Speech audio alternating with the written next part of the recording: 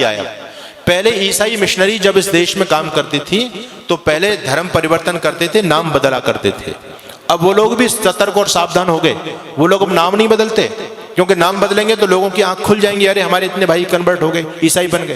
तो नाम वही रखते हैं लेकिन अंदर से धर्म परिवर्तन करा देते हैं, जिससे हम लोग गफलत में सोते रहे। आप लोगों ने छत्तीसगढ़ के मुख्यमंत्री होते थे, नाम था अजीत जोगी।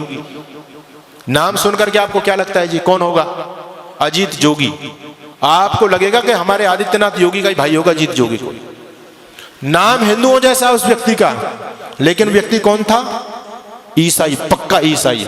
उस व्यक्ति ने सत्ता में रहते रहते लाखों लोगों को कन्वर्ट किया, और जब वो व्यक्ति मर गया तो ईसाई रीति रिवाज के द्वारा उसको दफनाया गया, उसका अंतिम क्रियाकलाप किया गया। मैं आपको बताना चाहता हूं, पंजाब के मुख्यमंत्री होते थे चरणजीत सिंह चन्नी, स्वाफा भी बांधते थे, साफा लगते थे, सरदार जी हैं, लेकिन कौन थे? क्रिश्चियन। यानी हम लोगों को गफलत में रखने के लिए। और मैं कहना चाहता हूं आपसे, एक व्यक्ति है इस देश में जिसको हमारे बहुत सारे भाई बंधु देश का प्रधानमंत्री बनाना चाहते हैं। नाम क्या है जी? राहुल गांधी। ठीक है, हो सकता मेरी बात से लोगों को कुछ मिर्च भी लगे। नाम है राहुल गांधी, लेकिन कौन है? धर्म से बताओ मुझे, क्या धर्म है उस व्यक्ति का? है वो ना मुसलमान ना ईसाई, वो तो वर्ण संकर खिचड़ी है। उसके दादा परदादा कभी मुसलमान थे, फिर उसकी माँ ईसाई थी, वो हिंदू तो है ही नहीं। लेकिन हैरानी की बात यह कि हिंदू उसको प्रधानमंत्री बनाना चाहते हैं। यानी हम जरा भी नहीं सोचते, जब इस ईसाई इस देश की सत्ता को अपने हाथ में लेगा, वो ईसाइयत को बढ़ावा देगा, हिंदुत्व को बढ़ावा देगा। ये सोचने की बात है। हम अपने स्वार्थ में इतने ज्यादा अंधे हो रहे हैं, आज राजनीतिक स्वार्थों में इतने अंधे हो रहे हैं। कोई अगर राजनीतिक पार्टी देश के लिए अच्छा काम भी करे, हमको उसका विरोध जरूर करना है। अभी इस देश की केंद्र सरकार ने एक योजना निकाली, अग्निवीर की योजना निकाली। लोगों के पेट में दर्द हो रहा है, राजनीतिक लोगों के पेट में दर्द हो रहा है, आने वाले भविष्य को नहीं देख पा रहे। मैं आपको आगाह करना चाहता हूं, इस देश में भयंकर गृह युद्ध होने वाला है, टल नहीं सकता, अवश्य में भावी है, रुकेगा नहीं वो। और उसकी उन लोगों ने तैयारी कर रखी है पूरी तरह से। उनका छोटा छोटा बच्चा बम चलाने में, पत्थर फेंकने में, तलवारबाजी में, चैनबाजी में एक्सपर्ट है। उनकी लड़कियां भी एक्सपर्ट हैं। आपके बच्चे क्या जानते हैं? एक ही बच्चा है आपके पास में, उनके 17 वो तो कहते हैं 2-4 मर भी गए, फिर भी हमारे पास 11-15 तो फिर भी बचते हैं। कोई हमको चिंता वाली बात नहीं। उनका बच्चा बच्चा एक्सपर्ट है। हमारे आदरणीय जो बुद्धिमान राजनेता लोग, उन्होंने सोचा कि हम भी अपने बच्चों को कम से कम ये जो है आत्मरक्षा का चीज तो सिखाई दे।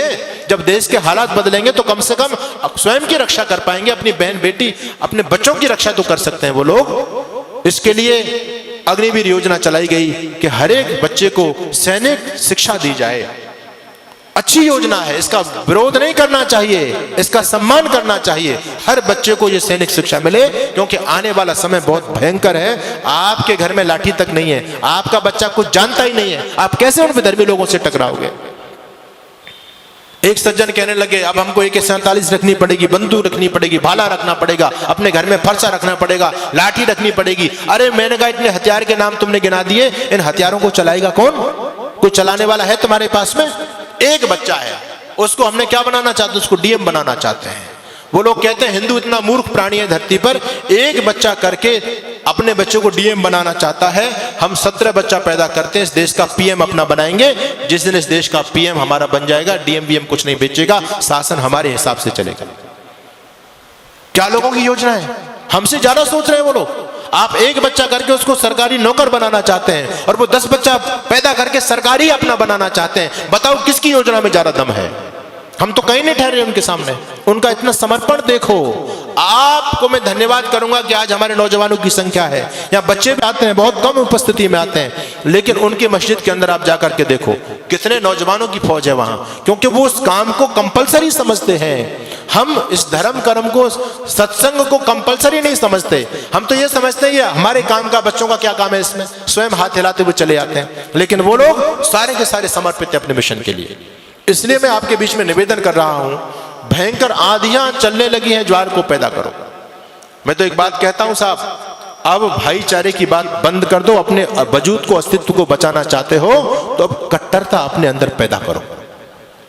हम दुनिया से इसलिए खत्म हो गए, सारी उदारता की ठेकेदारी हम लोगों ने अपने ऊपर ले रखी है। बस तुम भाई भाई चिल्लाते रहे, वो तुमको चारा बना करके चाट गए। बड़ी हैरानी की बात है, आज भी लोगों की आंखें नहीं खुल रही हैं। ये राजनीतिक दल आपस में हम लोगों को लड़ा करके, ये तो नालायक लोग हैं, अपना उल्लू सीधा कर रहे हैं, लेकिन हम भोले भाले भाई आपस में लड़ रहे हैं।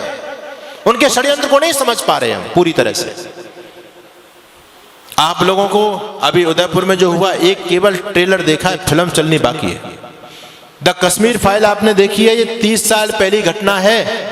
अगर इसी प्रकार से सोते रहे तो 30 साल बाद देखना गली गली में कश्मीर फाइल चलेगी। अभी उनकी आबादी केवल 25% है सरकारी आंकड़े के हिसाब से, और 25% रहने के बावजूद भी वो आपको सड़कों पर नहीं निकलने देते। रामनवमी का जुलूस नहीं निकाल सकते आप, हनुमान जयंती का जुलूस नहीं निकाल सकते आप। निकालने का प्रयास किया, क्या स्थिति हुई। आपके राजस्थान में बहुत सारे जिले हैं, आप वहां जाकर के देख लीजिए। हम 26 जनवरी 15 अगस्त पर तिरंगा यात्रा नहीं निकाल सकते। अभी वो केवल 25% है, तब आपको सड़क पर नहीं निकलने दे रहे हैं। जिस दिन 40 और 50% हो जाएंगे, आप लोग क्या सोचते हैं कि आपको अपने घर में रहने देंगे? वो संभव ही नहीं है। अपने